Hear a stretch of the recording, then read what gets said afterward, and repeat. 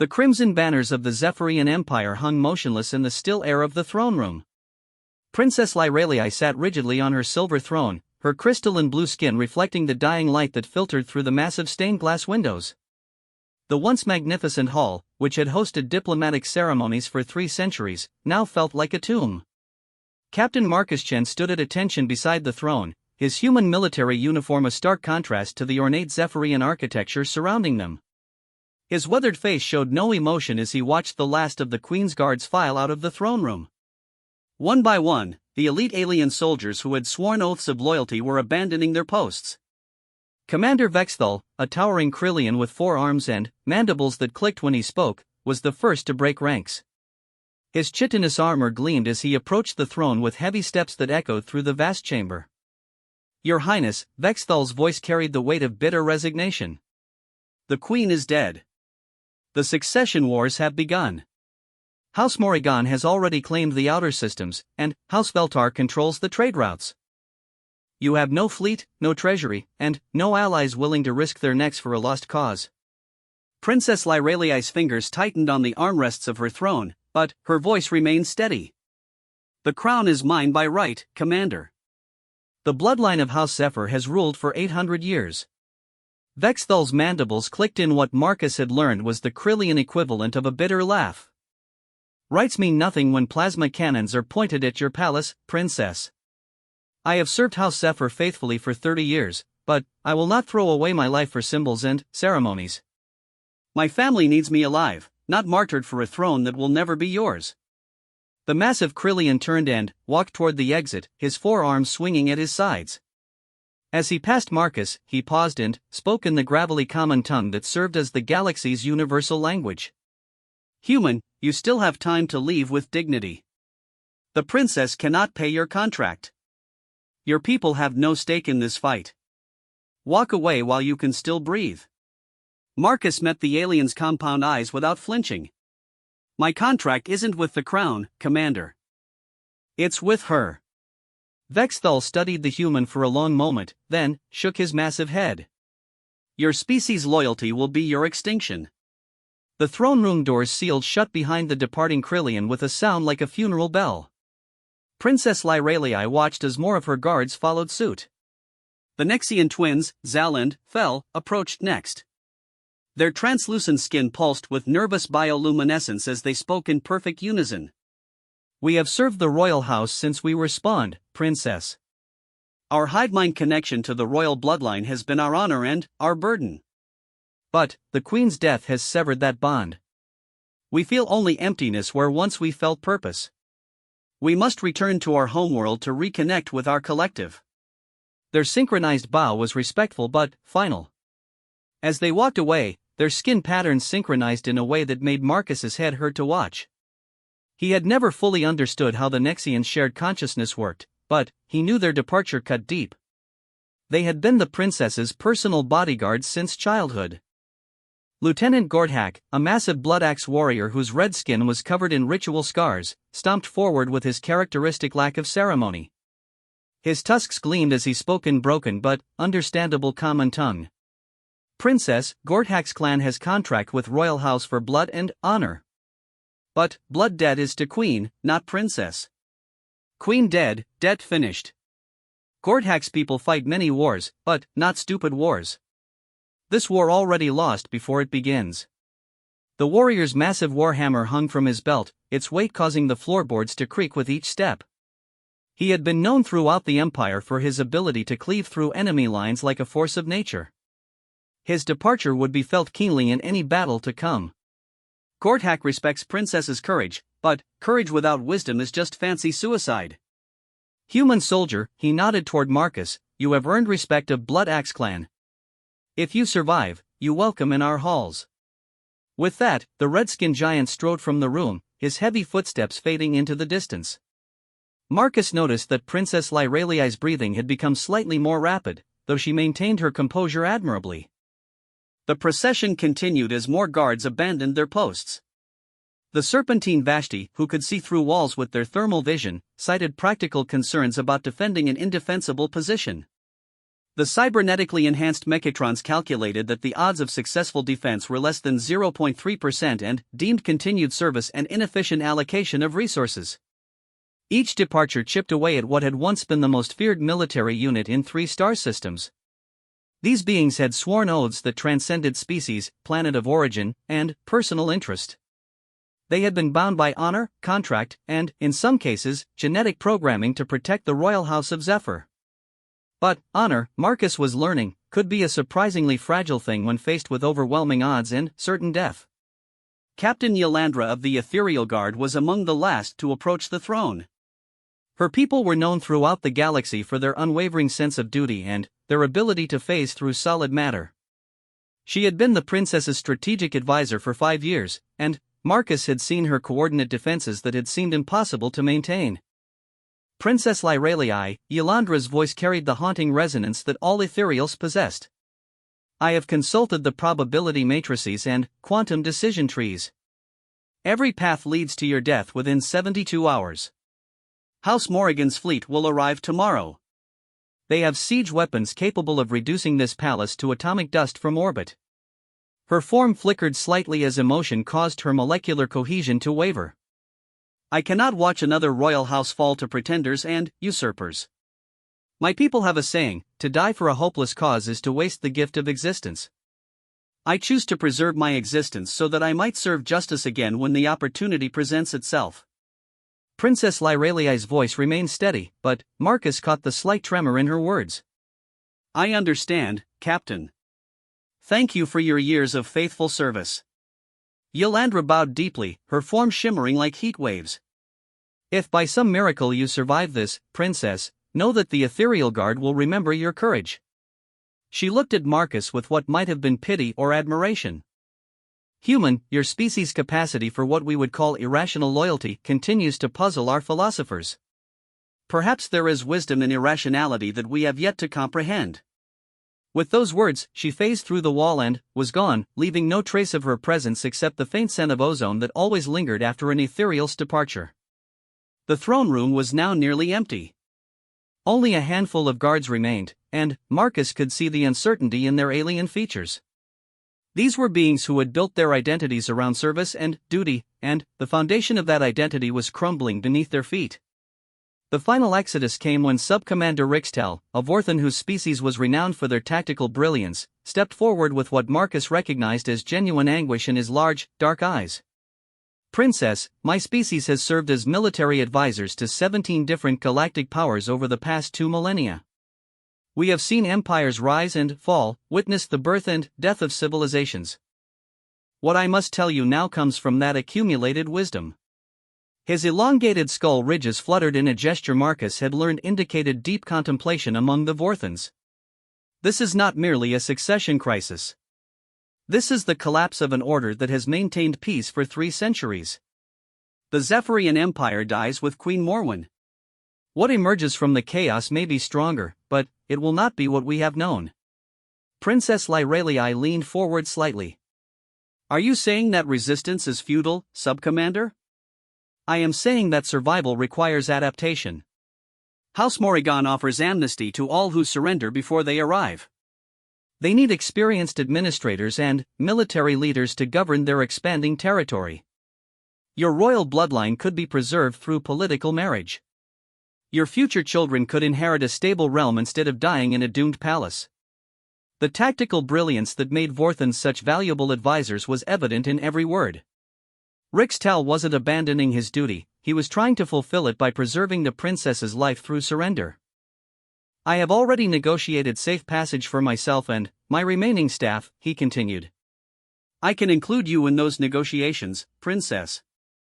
But the offer expires when House Morrigan's fleet enters the system. Marcus watched the princess carefully. For the first time since the exodus began, he saw her composure waver slightly. The temptation to live, to accept pragmatism over principle, flickered across her crystalline features. Thank you for the offer, Sub-Commander, she said finally. But I will not trade my crown for a collar, no matter how gilded. Rixtel's head ridges fluttered once more, this time in what Marcus recognized as resignation. Then, I must bid you farewell, Princess. Your courage honors the memory of your mother, even if your wisdom does not. The Vorthan bowed with the precise military bearing that his species was famous for, then turned and walked from the throne room. His departure left only Princess Lyralii, Captain Marcus Chen, and the echoing emptiness of a palace that had once been the center of a galactic empire. Marcus remained at his post, his hands clasped behind his back in the at ease position he had maintained for the past 3 hours. The silence stretched between them like a chasm. Outside, he could hear the distant sounds of the palace staff packing whatever valuables they could carry before fleeing into the night. Princess Lyralii finally spoke, her voice barely above a whisper. "Why are you still here, Marcus?" Marcus considered his answer carefully. He had served with alien military units for 15 years, ever since humanity had joined the Galactic Defense Consortium. He had seen bravery and cowardice in equal measure across dozens of species. He had watched principled beings compromise their beliefs when faced with impossible odds, and he had seen cowards find courage in the most desperate moments. "Because, Your Highness, sometimes the right thing to do and the smart thing to do are different. And I found that I sleep better when I choose right over smart." The princess turned to look at him directly for the first time since the exodus began. Her crystalline blue skin caught the last rays of sunlight filtering through the windows, making her appear almost ethereal. "You understand that staying means dying, don't you? House Morrigan doesn't take prisoners from royal bloodlines. They consider it too dangerous to leave potential claimants alive." Marcus nodded. "I understand the odds, Princess." "Then, you also understand that your death will accomplish nothing. One human soldier cannot hold off an invasion fleet. Your sacrifice will not save me, will not restore the empire, will not even be remembered by history." Marcus allowed himself a slight smile. "Maybe not, Princess. But my father taught me that honor isn't measured by the size of your victory. It's measured by whether you stood up when standing up mattered." The princess studied him with those alien eyes that seemed to see too much. "Your species continues to puzzle me, Marcus. Every analysis of human psychology suggests that you should be ruled by self-preservation and rational calculation. Yet here you are, choosing death for the sake of abstract principles. Maybe that's what makes us human, Your Highness." As darkness fell over the palace, Marcus Chen, the last of the Queen's guards, prepared to fulfill his oath to the end. Tomorrow would bring House Morrigan's fleet, and, with it, the final chapter of the Zephyrian Empire. But, tonight, in the growing shadows of the throne room, a human soldier stood watch over a fallen princess, proving that sometimes the most important victories are measured not in territory gained or enemies defeated, but in the simple act of refusing to surrender your soul. The palace around them might be empty, the empire might be dying, and the cause might be lost. But Captain Marcus Chen had made his choice, and he would live with the consequences, however brief that life might be. Dawn brought the distant rumble of atmospheric engines as House Morrigan's advanced scouts entered the system. Marcus had spent the night running tactical assessments of the palace's defenses, though calling them defenses was generous. The automated turret systems had been sabotaged by departing technicians loyal to other houses. The shield generators had been powered down and their control crystals removed. Even the communications array had been stripped of essential components. Princess Lyralii had remained on her throne through the night, as if moving would somehow make their situation more real. She had dismissed Marcus's suggestions that she rest, eat, or at least move to a more defensible location deeper in the palace. Instead, she sat in the growing morning light, a living statue carved from determination and royal stubbornness. "The advance fleet has deployed orbital sensors," Marcus reported, reading from a handheld scanner that was among the few pieces of military equipment left functional in the palace. 12 light cruisers, 4 dreadnoughts, and what looks like a siege platform. They're taking positions for a full planetary bombardment. The princess's fingers drummed against the throne's armrest in a rhythm Marcus had come to recognize as her thinking pattern. Standard House Morrigan tactics. They'll demand surrender first, offering clemency to any who abandon me. When that fails, they'll begin precision strikes against palace infrastructure. Finally, they'll level the entire complex from orbit. Marcus checked his sidearm and the 2 backup energy cells he carried. Against a fleet capable of glassing continents, his equipment felt absurdly inadequate. "How long do we have?" Lord Morrigan is nothing if not dramatic. He'll want to make a show of offering mercy before he demonstrates his power. I'd estimate we have perhaps 6 hours before the first bombardment. The communication console near the throne suddenly crackled to life. Marcus tensed, his hand moving instinctively to his weapon, but Princess Lyralii gestured for him to remain calm. This is Lord Garveth Morrigan of House Morrigan, rightful claimant to the Zephyrian crown, addressing the pretender currently occupying the palace. The voice that filled the throne room was cultured and confident, with the slight accent that marked nobility from the core worlds. Princess Lyralii rose from her throne and activated the return transmission. This is Princess Lyralii, daughter of Queen Morwen, blood of the royal house of Zephyr, addressing the usurper currently threatening my domain. Marcus had to admire her composure. Facing certain death, she still managed to sound every inch the imperial princess she had been raised to be. Lord Morrigan's laugh echoed through the throne room. Ah, princess. Still clinging to titles that died with your mother, I see.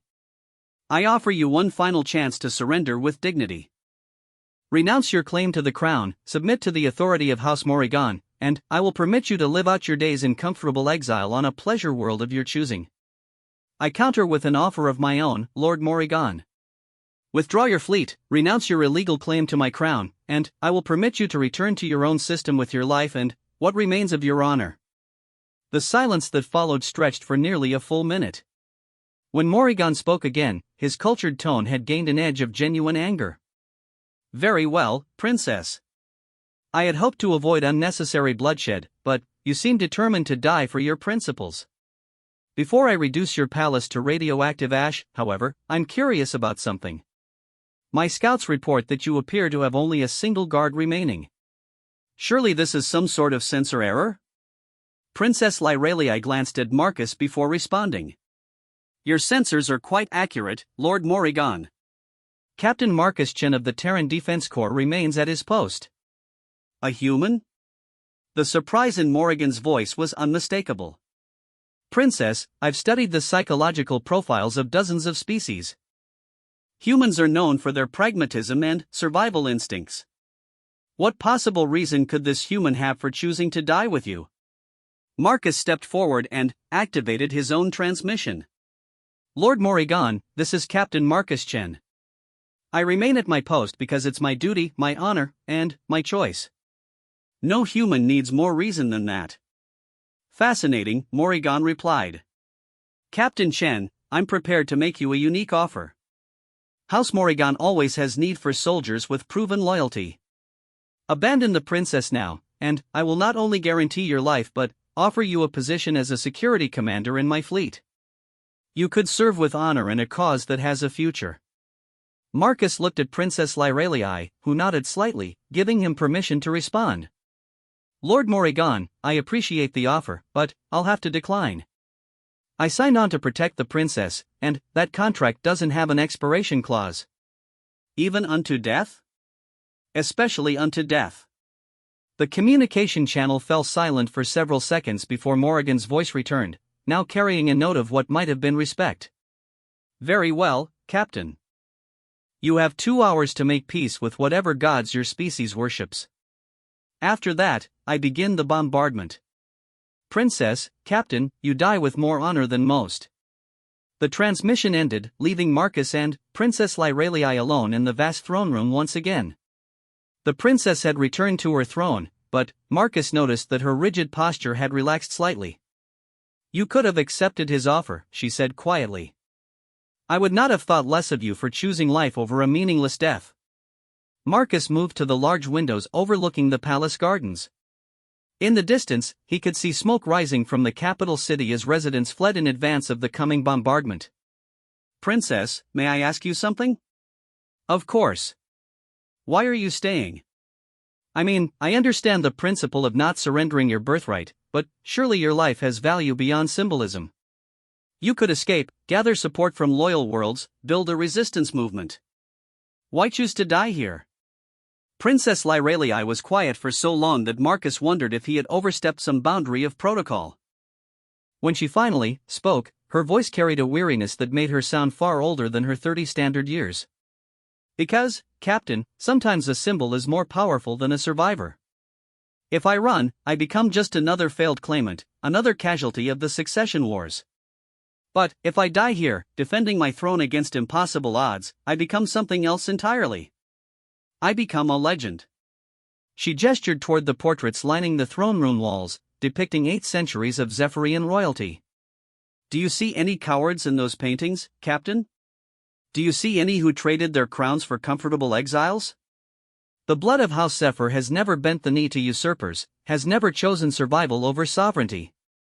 Marcus studied the alien features in the portraits, noting the family resemblance that transcended species evolution.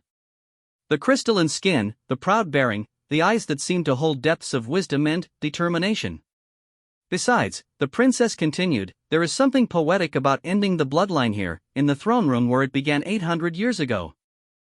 If House Zephyr must die, let it die as it lived, unbroken and unbowed. A soft chime from the communication console interrupted their conversation. This time, the transmission came from an unexpected source. Princess Lyralii, this is Captain Vexthal. The familiar chittering accent of the departed Krillian commander filled the room.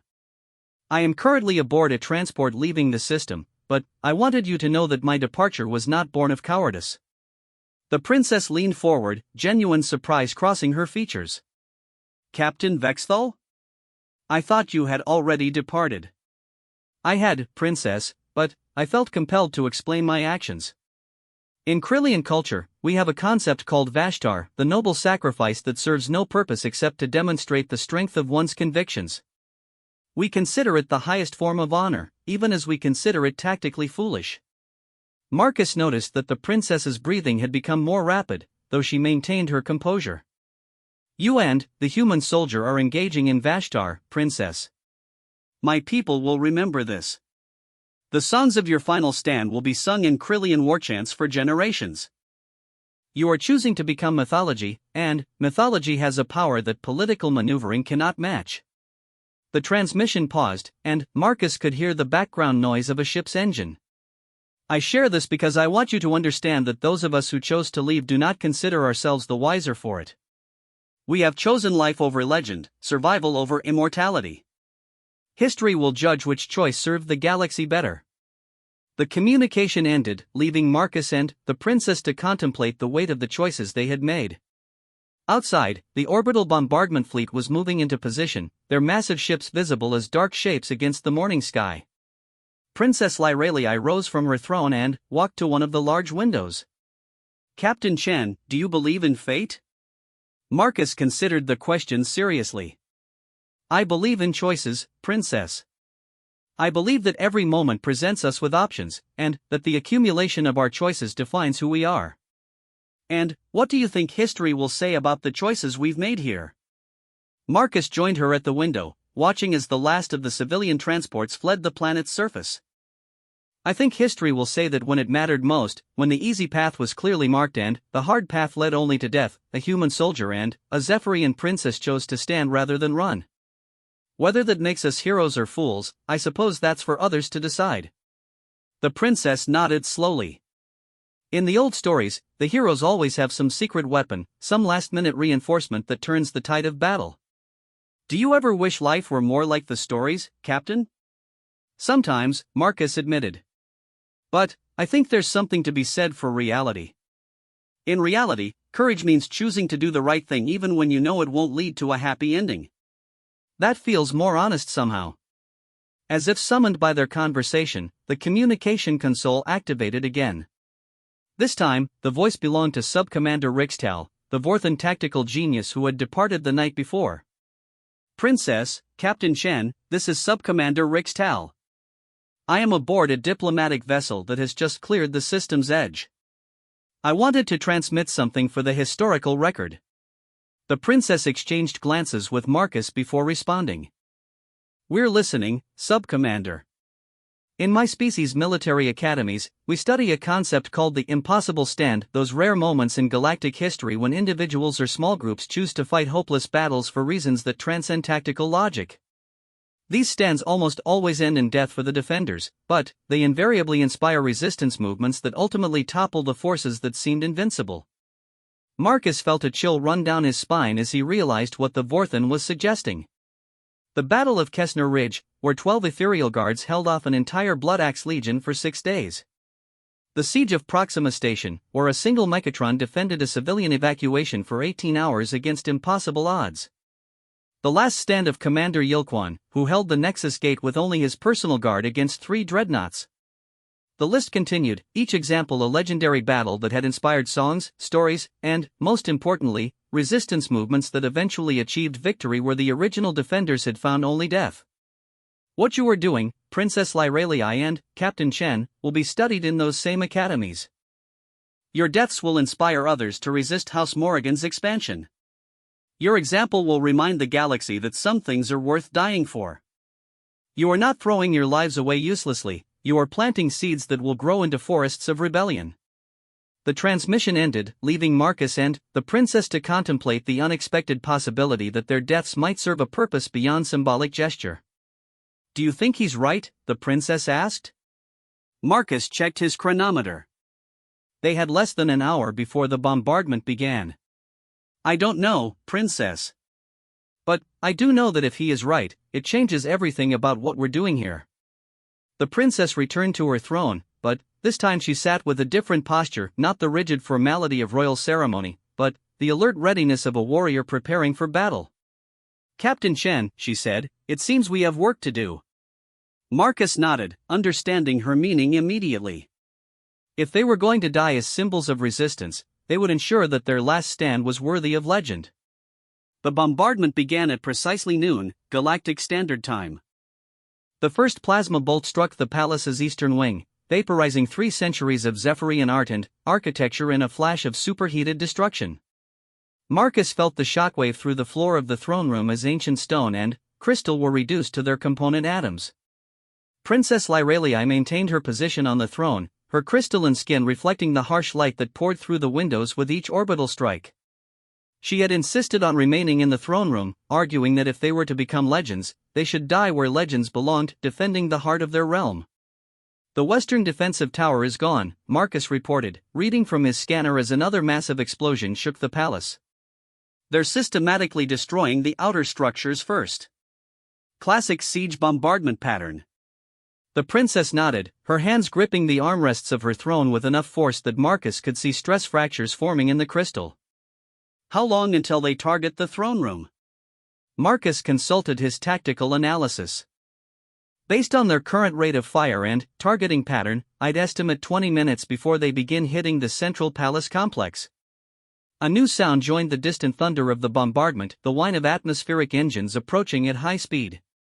Marcus moved to the windows and spotted a formation of assault shuttles descending toward the palace courtyard.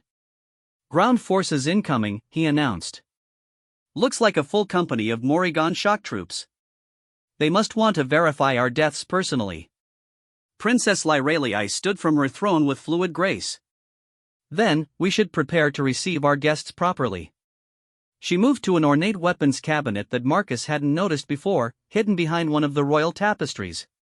Inside were a collection of ceremonial weapons that, while decorative, were clearly functional. She withdrew an elegant plasma rifle marked with the royal seal and tossed it to Marcus, then selected a crystalline blade that hummed with energy when she activated it. These have been in my family for 6 generations. My great-great-grandmother used this rifle to defend the throne room during the Hegemony Wars. Marcus checked the weapon's charge level and found it fully powered. The weight and balance felt perfect in his hands, suggesting it had been crafted by master weaponsmiths. Your Highness, are you trained in combat? The princess's smile was sharp as her energy blade. Captain, do you really think 8 centuries of warrior queens would have raised a daughter who couldn't fight? Before Marcus could respond, the throne room's main doors exploded inward in a shower of debris and plasma fire. The first wave of Morrigan assault troops poured through the breach, their black armor gleaming and their weapons trained on the throne.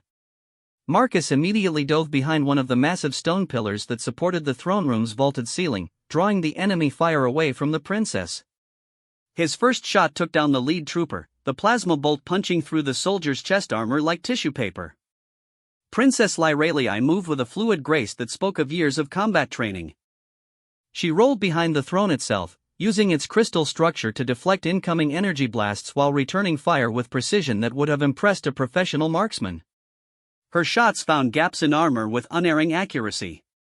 Contact, contact. The voice of the assault team's leader crackled through their external speakers. Princess is armed and combat effective. Requesting immediate backup. Marcus smiled grimly as he dropped 2 more troopers with carefully aimed shots. These weren't elite guards or experienced soldiers, they were regular military personnel who had expected to find cowering civilians, not trained fighters ready to make their last stand. Captain! Princess Lyralii called out as she reloaded her weapon. The service tunnels behind the throne connect to the old armory. If we can reach them, we might be able to continue this fight for more than a few minutes. Marcus assessed their tactical situation. More assault troops were pouring through the main entrance, and he could hear the sounds of additional breaches being made in the throne room's secondary entrances. They had perhaps 30 seconds before they would be completely surrounded.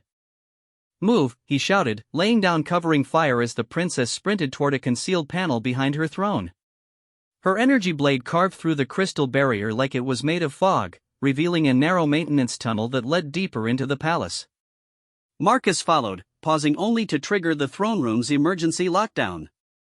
Ancient Zephyrian security systems engaged, sealing blast doors and activating automated defenses that had been installed during the last major war. It wouldn't stop the assault troops for long, but it might buy them precious minutes. The service tunnels were a maze of narrow passages and maintenance shafts that honeycombed the ancient palace. Princess Lyralii led the way with the confidence of someone who had explored these passages as a child, her energy blade providing the only illumination in the darkness. Where exactly are we going? Marcus asked as they navigated a particularly narrow section that forced them to move single file. The old royal armory was built during the siege of Zephyr Prime, 300 years ago, the princess explained, her voice echoing off the tunnel walls. It was designed to allow the royal family to continue fighting even if the palace fell. The tunnels connect to defensive positions throughout the complex. They emerged into a circular chamber that took Marcus's breath away. The royal armory was a testament to 8 centuries of Zephyrian military tradition.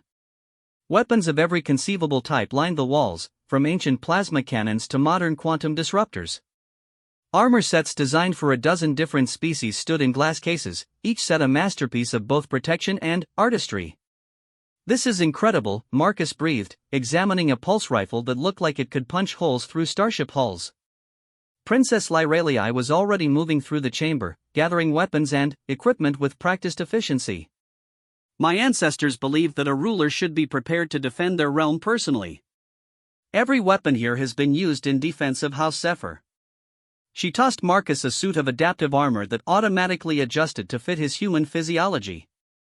This will stop anything short of a direct hit from heavy artillery. More importantly, it will record everything we do here. The memory cores are quantum encrypted and virtually indestructible.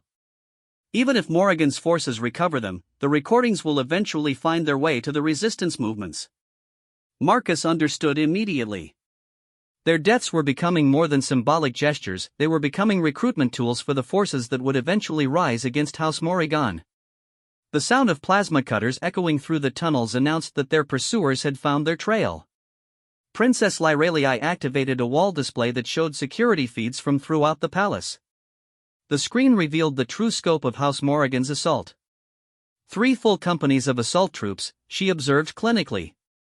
Support vehicles in the courtyard, siege engines positioned to breach the main structure. They're not taking any chances. Marcus studied the tactical display, noting the enemy positions and movement patterns. They're expecting us to run, to try to escape through the lower levels. They've concentrated their forces to cut off retreat routes. The princess's smile was predatory. Then, we'll give them something they're not expecting. She led Marcus to a section of the armory that contained what looked like ancient siege weapons, massive energy cannons designed for defensive warfare. But these weren't museum pieces, the weapon displays showed full power and ammunition loads. The old kings built this palace to be a fortress, she explained, activating the weapons systems with a series of complex manual controls. These cannons connect to firing positions throughout the upper levels. We can make their assault much more costly than they anticipated. Marcus felt a surge of hope that surprised him with its intensity. You're talking about an actual fighting retreat. Multiple defensive positions, overlapping fields of fire, concentrated firepower against superior numbers. Exactly. And every minute we hold them off is another minute for the quantum recorders to capture footage of House Morrigan's forces struggling against two defenders. The galaxy loves an underdog, Captain. The tactical situation had changed dramatically. Instead of dying as passive symbols, they were going to fight as warriors, making House Morrigan pay in blood for every room they claimed. Their deaths would still be inevitable, but their legacy would be carved in enemy casualties rather than noble suffering. The first defensive position was a reinforced balcony overlooking the palace's main courtyard. The energy cannon Princess Lyralii had connected to this position was a magnificent piece of military engineering, capable of firing armor-piercing plasma bolts that could disable light vehicles. Marcus watched through the targeting scope as Morrigan assault troops moved through the courtyard below, their formation loose and confident. They clearly expected minimal resistance from whatever defenders remained in the palace. Target the command vehicle first, Princess Lyralii advised, settling in behind her own weapon, a precision rifle capable of hitting individual targets at extreme range. Disrupt their coordination and they'll bunch up, making them easier targets. Marcus lined up his shot, feeling the familiar calm that settled over him during combat. The energy cannon's targeting computer-painted solutions on his scope, calculating wind resistance and gravitational drop for the heavy plasma bolts. His first shot struck the command vehicle's communications array, sending a shower of sparks and debris across the courtyard. The assault troops immediately took cover, their neat formation dissolving into scattered clusters behind whatever protection they could find. "Nice shot," the princess commented, before putting a precision bolt through the helmet of an officer who was trying to coordinate his troops via hand signals. The battle that followed would be studied in military academies for decades to come. Two defenders, using superior positioning and carefully conserved ammunition, held off a force that outnumbered them 50-1. They moved through the palace's defensive positions like dancers, always staying one step ahead of their pursuers while exacting a terrible price for every advance. By the time House Morrigan's forces finally cornered them in the throne room where the day had begun, they had eliminated nearly 30 enemy soldiers and destroyed 2 assault vehicles. The quantum recorders had captured every moment, every tactical decision, every display of courage under impossible odds. Marcus took his final position behind the crystal throne, his borrowed armor scarred and blackened from hours of combat. Princess Lyralii stood beside her throne, her ceremonial blade humming with energy as dozens of enemy weapons trained on their position. Lord Morrigan himself appeared in the blasted doorway, his ornate armor marking him as nobility even in the midst of a battlefield. His voice carried a note of genuine respect that hadn't been there in his earlier transmissions.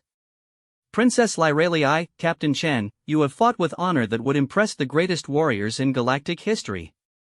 I offer you one final chance to surrender. Your resistance has already achieved more than I thought possible." Princess Lyralii raised her energy blade in a formal salute. "Lord Morrigan, thank you for the compliment.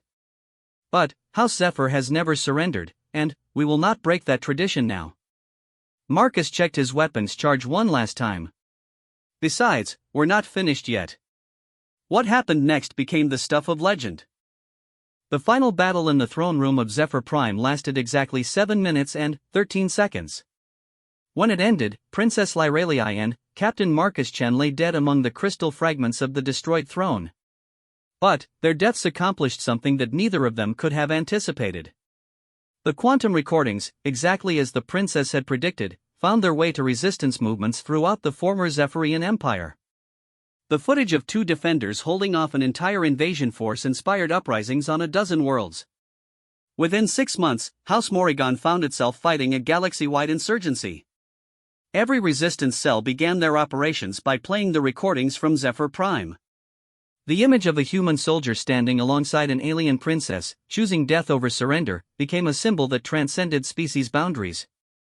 The Terran Defense Corps officially inducted Captain Marcus Chen into their Hall of Heroes posthumously. His final stand became required study for human military officers, an example of how individual courage could change the course of galactic history. Princess Lyralii was declared the rightful queen of the Zephyrian Empire by the resistance movement that eventually overthrew House Morrigan. Her crystalline energy blade was recovered from the throne room and became the symbol of the restored monarchy when her distant cousin claimed the crown 3 years later. But, perhaps the most fitting memorial came from an unexpected source. The Krillian warrior poets, inspired by Captain Vexthal's transmissions during the battle, composed an epic ballad about the last stand of Zephyr Prime. The song spread throughout the galaxy, carried by traders and travelers to every inhabited world. In the ballad, the human soldier and the alien princess became immortal, their courage echoing across the void to remind the galaxy that some things are worth dying for, and that sometimes the greatest victory comes not from surviving, but from refusing to surrender your principles even in the face of certain death. The galaxy had learned something important from watching a human soldier stand guard over a fallen throne, that honor is not measured by the size of your victory, but by the courage to stand when standing matters most. Marcus Chen had chosen to stay when all others had walked away. In doing so, he had proven that humanity's greatest strength was not their technology or their tactics, but their stubborn refusal to abandon those they had sworn to protect. The last guard had fallen, but the legend of his stand would inspire defenders throughout the galaxy for generations to come.